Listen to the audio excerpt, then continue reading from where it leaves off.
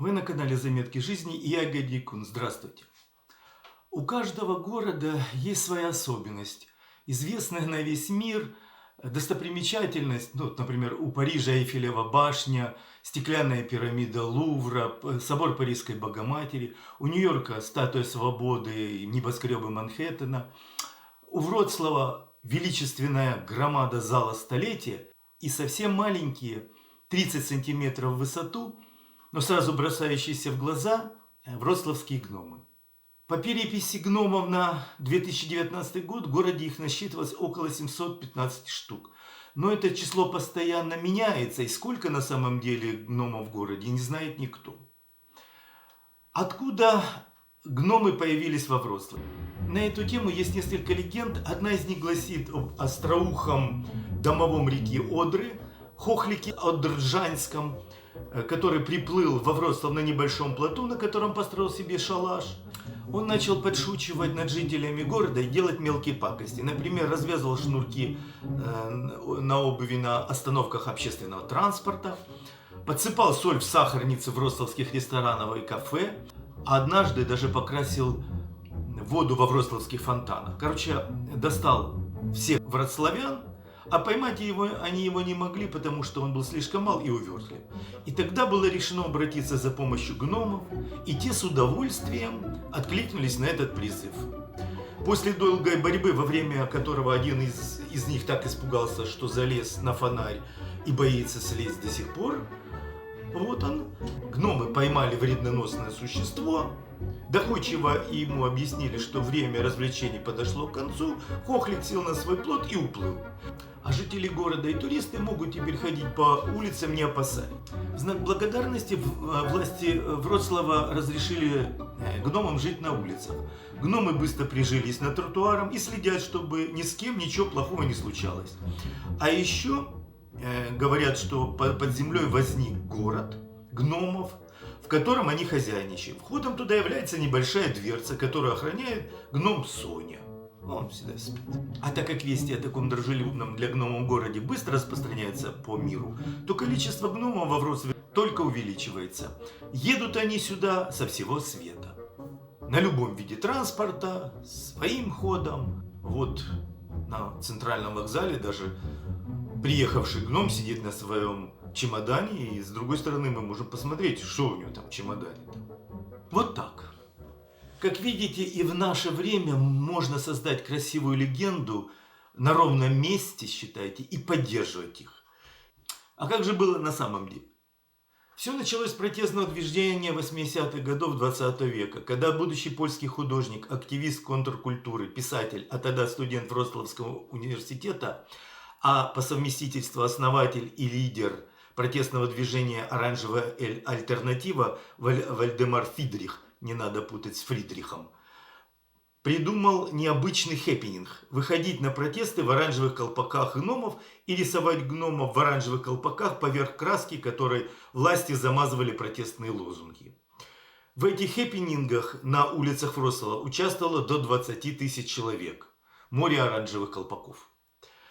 В 2001 году в память о протестных акциях «Оранжевой альтернативы» на перекрестке улиц Казимира Великого и Свидницкой, с которого они обычно начинались вот на этом перекрестке, был установлен памятник в виде гнома, стоящего на большом пальце, скульптора Олафа Бджески, впоследствии получившего прозвище «Папа Гном».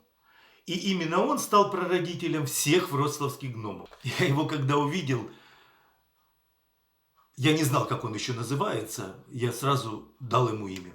Пупс Мегамупс. Но он действительно, как Пупс Мегамупс. Хотя он и бронзовый, до него хочется дотронуться. Он такой, как весь мягенький. Вот вы посмотрите на него, какой он хорошенький. И то, что он вот весь блестит, то ни одному мне хотелось до него дотронуться. Муниципальные власти Вроцлава решили развить эту инициативу и заказали молодому скульптору Томашу Мочику первые 5 фигурок гному, которые вписались бы в городской пейзаж, чтобы создать впечатление, будто они были здесь всегда. Это фехтовальщик с зонтом у здания университета, мясник в старых ядках, переулок в самом центре старого города, где в средневековье находились мясные ряды. А сейчас это центр искусств, где в бывших мясных лавках располагаются художественные студии, салоны и магазинчики. И там же, кстати, есть и грустная скульптурная композиция «Животные на забой». Вот в память о тех мясных рядах. Одерский стиральщик возле Песчаного моста. И самые знаменитые из первой пятерки – Сизифки. Точек и Сизиф. На пересечении Алавской и Свидницкой возле ратуши, за которыми издалека наблюдает сам Папа Гном. Гномы поставлены в красивых, а порой и неожиданных местах, что только способствует их популярности. Гном-профессор у здания университета. Студенты трут ему шапочку перед экзаменом. Я тоже потер на удачу. Есть гномиха Леди Свобода. Вот, с факелом и короне. Все как в Нью-Йорке. И гномика Конституция или Демократия. С книжкой, на которой написана Конституция Польской Республики. Самая загадочная компания гномов в фонтане гномов возле театра кукол. Это как сборище каких-то масонов. Импозантный, стоящий перед фонтаном артист, тоже весь такой загадочный. Только спрятавшийся куда-то садовод выпадает из этого загадочного ряда. Гномы имеют прототипы и среди людей. Композиции альпинисты. Глазик. Гном Казимирза Глазика, польского математика-альпиниста, участника польских восхождений на многих континентах. Зарембек. Гном Станислава Зарембы, польского математика и альпиниста. Рутек. Гном Ванды Руткевич, польской альпинистки по профессии инженера-электронщика, выпускницы Вроцлавской политехники. Одной из самых выдающихся альпинисток мира. Была третьей женщиной в мире и первой европейкой, и первой из Польши, кто достиг самой высокой вершины на земле Эвереста. Она также первая женщина и первая из Польши, кто покорил вершину К2, вторую по высоте вершину на земле, за что и внесена в книгу рекордов Гиннесса. А вообще она покорила 8 из 14 восьмитысячников. К сожалению, погибла при одном из восхождений. Веселый гном с микрофоном Анджей Валигурский. Польский актер, поэт, сатирик, журналист, сотрудник польского радио во Вроцлаве. Веселый в жизни, он и сейчас дарит улыбку всем прохожим. Персональный гном Марека Краевского, почетного гражданина Вроцлава и польского писателя детективных романов с книжкой о полицейском Эберхарте Моке. Я рассказывал об этом гноме и об этом писателе, когда рассказывал о зале столетия. А на рыночной площади персональный гном Волан Станислава Вольского, польского актера, творчество которого связано с Вроцлавом. Возле одного из лучших европейских концертных залов расположился и гномовский симфонический оркестр. Здесь есть все положенные для оркестра персонажи с инструментами. И, конечно же, дирижер. Вот посмотрите на них. И здесь и скрипачи, и виолончелисты, и гобой, и ударник. Ну, конечно, всеми руководит дирижер. Еще один гном-меломан Лешка поселился прямо на рыночной площади у ратуши. Гитарист Лешка напоминает прохожим о традиции проводить на площади ежегодно 1 мая массовое исполнение песни Джимми Хендрикса «Hey Joe». В 2019 году фанаты творчества американского рок-музыканта побили рекорд и попали в книгу рекордов Гиннесса. Об этом вот и говорит эта дощечка рядом, памятная дощечка рядом с Лешком. На Вроцлавской площади одновременно играло 7423 гитариста. Этой традиции уже больше 20 лет. В разные годы на мероприятии выступали музыканты всемирно известных рок-групп Kiss, Deep Purple, Genesis. Во время фестиваля по всему центру располагаются импровизированные сцены, где любой может получить свою минуту славы. Вот знаете, я был на этом фестивале, у меня было такое желание выйти на сцену, но, к сожалению, не умею играть на гитаре.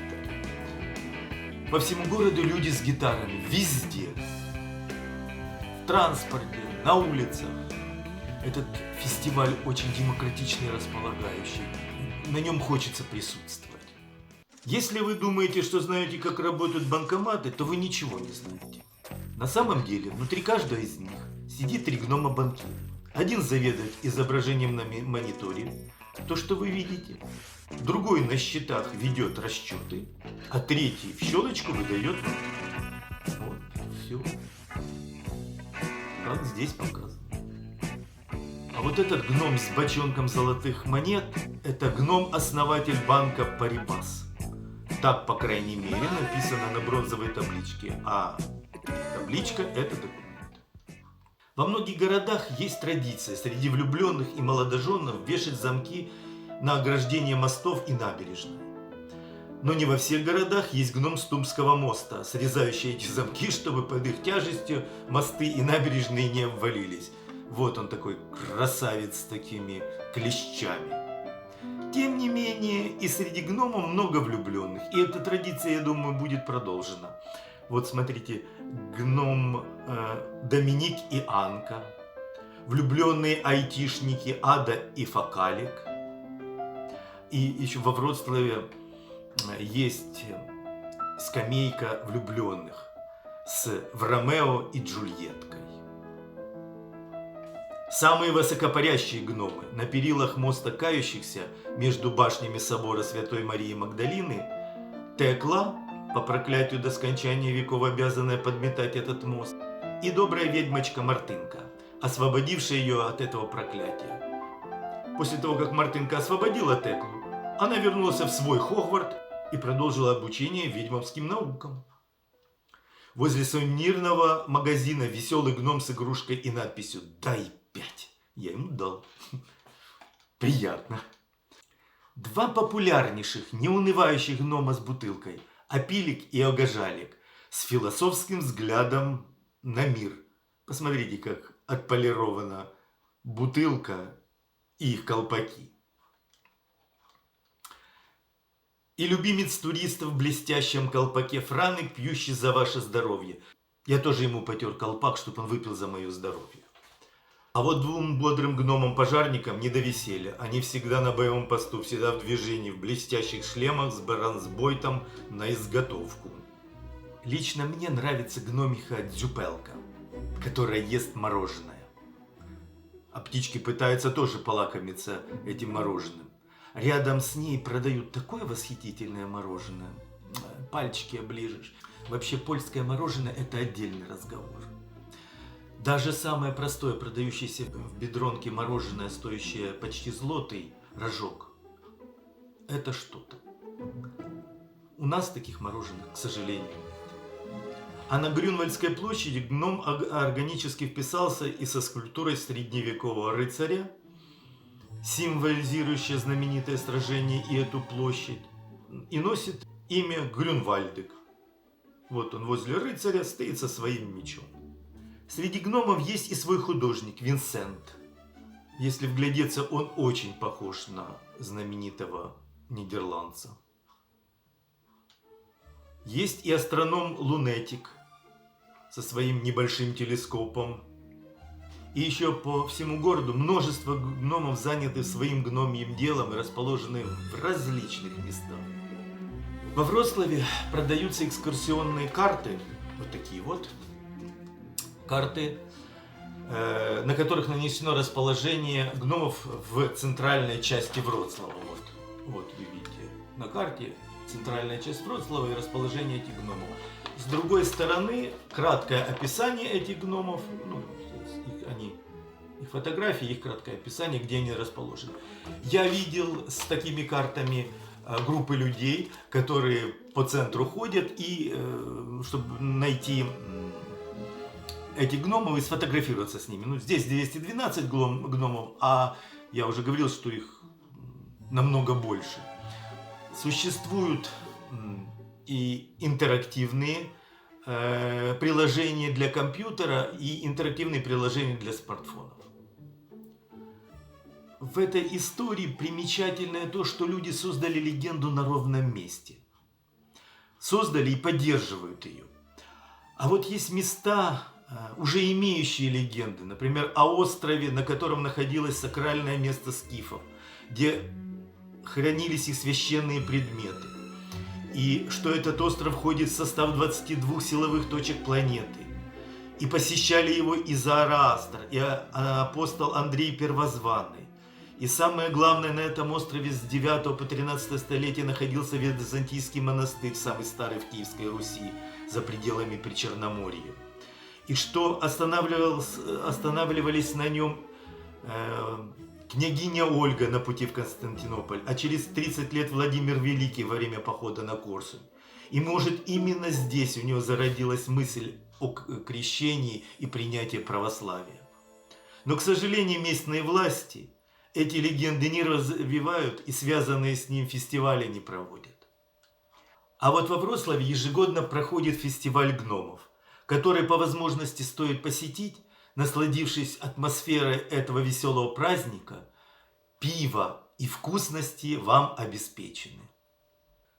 Вот, пожалуй, и все.